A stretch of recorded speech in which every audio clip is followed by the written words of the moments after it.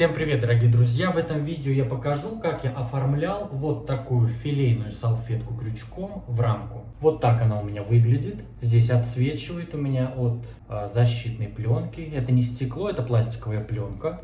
И также в этом видео я приложу две схемы этих кроликов, по которым я вязал. Сразу скажу то, что схема отвратительная. Очень плохо по ней видно. Это вот именно вот эта схема, вот именно вот этих кроликов. То есть маленький кролик с мамкой.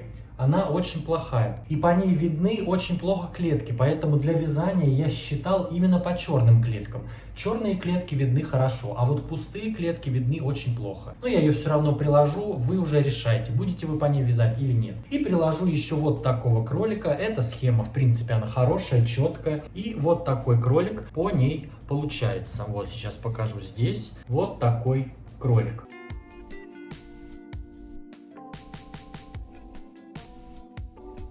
Я его тоже оформлю в рамку, тоже со светлым фоном. Я пробовал сделать на темном фоне, мне не понравилось, потому что смотрится неаккуратно. Я бы сказал колхоз. А вот на светлом фоне, даже несмотря на то, что рисунок не сильно выделяется, смотрится очень аккуратно и деликатно. Все, теперь давайте к видео, показываю, как я оформлял ее в рамку. Итак, нам понадобится уже готовая заблокированная салфетка. У меня эта салфетка в филейном стиле. Вот здесь у меня изображены вот такие кролики в окружении деревьев. Ну и, конечно, важно, чтобы эта салфетка влазила уже в рамку. Также вот нам понадобится рамка для фотографии. Рамка ваша может быть как со стеклом, так и без стекла. В моей рамке стекла нет, здесь просто вот такая плотная пластиковая пленка. Я ее также и оставлю. Ткань, которую я буду использовать как подложку уже под фотографию, я решил использовать светлую ткань. Ничего страшного, то что очень сильно не будет выражаться рисунок. Я попробовал на темной ткани, мне не понравилось. То есть вот, смотрите, если расположить на темной ткани мою салфетку,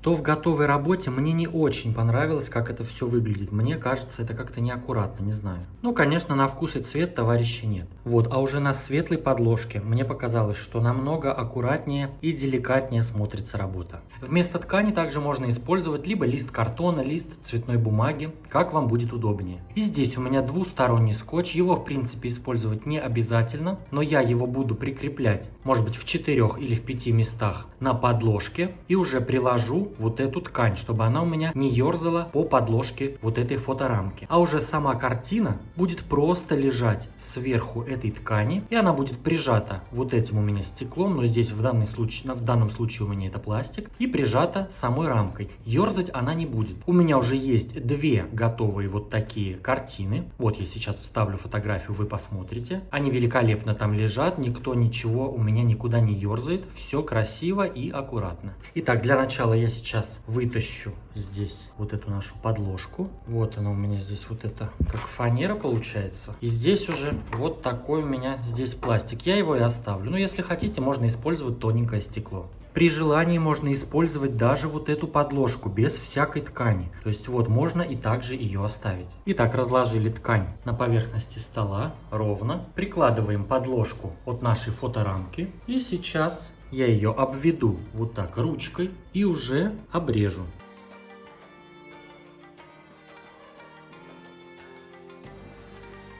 Итак, обвели нашу подложку и сейчас вот это все дело мы вырезаем. Итак, вот я вырезал ткань по размеру нашей подложки. Если вдруг у вас ткань немножечко мятая, можно ее прогладить утюгом. И сейчас я ее приклею двусторонним скотчем, эту ткань, к этой подложке.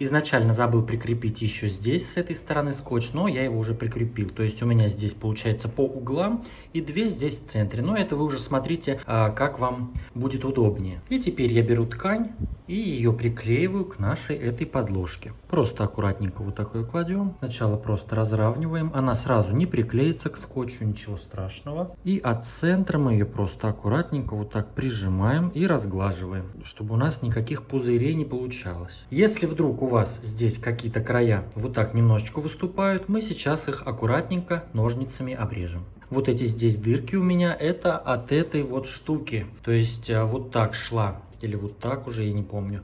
Вот так у меня шла вот эта рамка, то есть ее можно было ставить. Но так как я буду вешать рамки на стену, я ее просто оторвал здесь. Все, сейчас мы вот эти все излишки аккуратно обрезаем. Все излишки ткани я сейчас обрезал, и сейчас наступает самый сложный момент, это чтобы расположить нашу картину уже в саму рамку. Здесь я просто картину вот так кладу, располагаю ее посередине, чтобы у меня все ровненько здесь было. Ёрзать она уже в готовой работе не будет. Изначально я боялся то, что вдруг она будет ёрзать, как мне сделать, как придумать, чтобы она у меня не ёрзала. Можно, в принципе, малюсеньким, если вдруг у вас будет ёрзать, можно малюсеньким кусочком скотча, например, уголки ткани, не ткани, а салфетки приклеить, или приклеить ее в тех местах, где не будет просвечиваться. Например, вот здесь у меня кролик плотный, то есть можно, например, приклеить с задней стороны. Но, в принципе, ткань не скользкая, это не атлас, и ёрзать ей, в принципе, будет некуда. И она будет прижата картиной, то есть рамкой, и все будет держаться на месте. Все, сейчас я установлю рамку и покажу, что у меня получилось. Итак, все, вот эти здесь все штуки я закрепил, и вот что у меня получилось. Вот такая аккуратненькая, миленькая картинка для украшения моего рабочего кабинета. Поставьте этому видео лайк, если оно вам понравилось, если нашли для себя порцию вдохновения, мне будет очень приятно. Подпишитесь на мой канал, если вдруг вы еще не подписаны, и поставьте колокольчик, чтобы не пропустить новые интересные мастер-классы. А с вами был я, Эд, до скорого!